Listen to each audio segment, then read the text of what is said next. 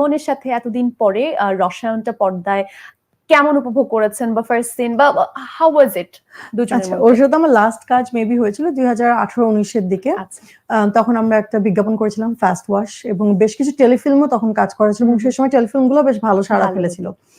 এবং যেহেতু আমরা অনেক বছরের বন্ধু, যদিও মাঝখানে অনেক বছর আমাদের দেখা হয়নি, কথা হয়নি, কিন্তু কিন্তু পুরনো বন্ধুদের একটা ব্যাপার আছে। ব্যাপার আছে। এটা দেখা যাচ্ছে অনেকদিন পরে আমরা স্ক্রিনে আসলে আমাদের কেমিস্ট্রির জায়গাটা আসলে আমার দিক একই থেকে সাথে আমার কোনো যেহেতু ঘাটতি মনে ইন্ডাস্ট্রি হয়নি। আপনাদের কাজের শুরুটা যখন হয়েছে সেই সময়ের একটা বন্ধুত্ব, সেটার মনে একটা আলাদা আমেজ আছে।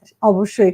এবং এটাই বলছিলাম যে আসলে সময় একটা ব্যাপার যে যারা আসলে পুরনো বন্ধু, ইভেন স্কুলের ফ্রেন্ডসদের কথাও যদি আমরা বলি, সেই বিষয়গুলো কিন্তু আলাদা। এবং যখন মানুষ জার্নি শুরু করে সেই সময়কার মানুষগুলো যারা থাকে আশেপাশে তাদের জন্য অলওয়েজ একটা সফট কর্নার আসলে রয়েই যায়। টোটালি। সো কেমন ছিল শুটিং বা পর্দায় তার সাথে মানে আপনাদের সম্পর্কের জায়গাটা এই মায়াতে কেমন দেখবে মানুষ?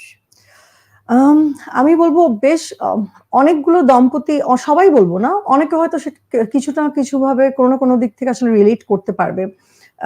ম্যারিড কাপলসদের যেরকম ছোটখাটো বিষয়ে হয়তো গন্ডগোল হয় বা যখন আসলে হাসব্যান্ড প্রবলেম পড়ছে, ওয়াইফ যেভাবে সাপোর্ট করছে, but on the other hand at times যখন আসলে ওয়াইফের কষ্ট হচ্ছে তাকে বিশ্বাস করতে, কিন্তু তারপরেও সে আসলে সংগ্রাম চালিয়ে যাচ্ছে। অনেক মানে টানাপোড়েনের ভেতরেও আসলে দুজন দুজনের সঙ্গেই থাকছে এবং সংসারটা চালানোর চেষ্টা করছে সেই সংগ্রামে।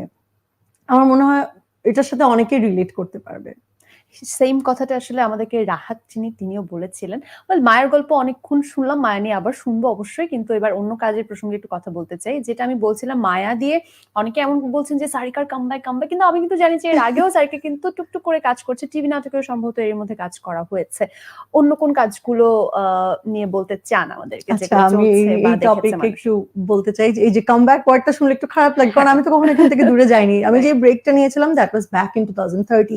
2013 থেকে 16 পর্যন্ত আমার ব্রেক ছিল, বলে ব্রেক নেওয়া, যেটা আমার বেবি হলো এবং সংসারের সময় দেওয়া সবকিছু মিলিয়ে 16 এর পর থেকে আমি কিন্তু কোনো ব্রেক নিইনি, আমি কিন্তু কাজ করছি। এবং যেহেতু আমি ছোট পর্দার মানুষ, আমি নাটকে কাজ করছি, বিজ্ঞাপনও করেছি এর মধ্যে অনেকগুলো। কিন্তু কেন মানুষ কামব্যাকটা বলে আমি ঠিক এটার প্রশ্নের উত্তর আমি জানি না। ইনফ্যাক্ট এবারও ঈদে বেশ কয়েকটা নাটক করলাম, প্রত্যেক ঈদে বা প্রত্যেক সময় করি। গত বছর থেকে নাটকের সংখ্যাটা একটু কমিয়ে ফেলেছি, কিন্তু কোভিড এর তারপরেও কিন্তু প্রচুর সংখ্যক নাটক করতাম। তো এই শব্দটা শুনে একটু খারাপ লাগে। আমার যেটা মনে হয় মানুষের অ্যানালাইসিস এর মানে ওই পয়েন্ট অফ ভিউটা যদি চিন্তা করি, যেহেতু আমার কোনো সোশ্যাল মিডিয়া অ্যাকাউন্ট নেই, লাস্ট 7 ইয়ার্স ধরে কোনো ফেসবুক, কোনো ইনস্টাগ্রাম ইউজ করি না। এখনকার প্রেক্ষাপট যেটা হয়ে গেছে, মানুষ আসলে প্রচারণা চালায় সব ফেসবুক থেকে এবং নিজের প্রচার নিজেরই করতে হয়। সো যেহেতু আমি কাজ করছি কিন্তু সেগুলো আসলে প্রচার করছি না আমি আমার নিজের পেজ থেকে, বিকজ আমার কোনো সোশ্যাল মিডিয়া অ্যাকাউন্ট নেই, সেই জায়গা থেকে মানুষ আসলে জানতে পারছে না।